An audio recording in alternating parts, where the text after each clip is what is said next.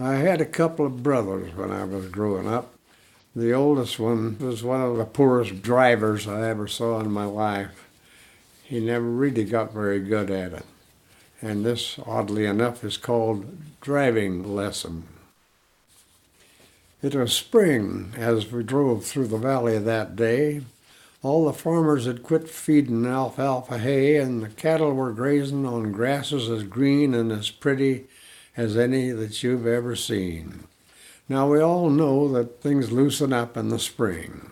The ice melts, the ground thaws, the birds start to sing, and the digestive systems of cows aren't immune. It's as if they'd been drinking the juice of the prune.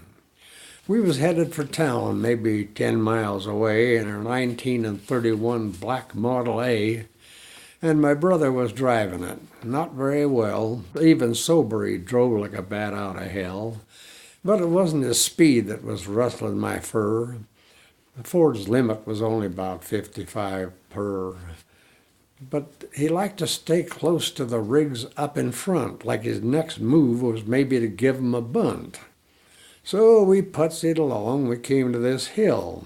It ain't steep, but the traffic slowed down, as it will, and it seemed to be part of our preordained luck that we'd follow behind a big, slow cattle truck. Well, my brother's impatient. He's right up behind. He's so close that he might as well choose to be blind, 'cause he can't see around it, and I tell him so, but I'm younger than he is, so what do I know? It all happened so fast that you couldn't prepare. A green geyser erupted and flew through the air, through the slats of the truck to our old Ford's windshield, and our world turned as green as the grass in the field. We was blind as two bats as the Model A slowed and we came to a halt by the side of the road.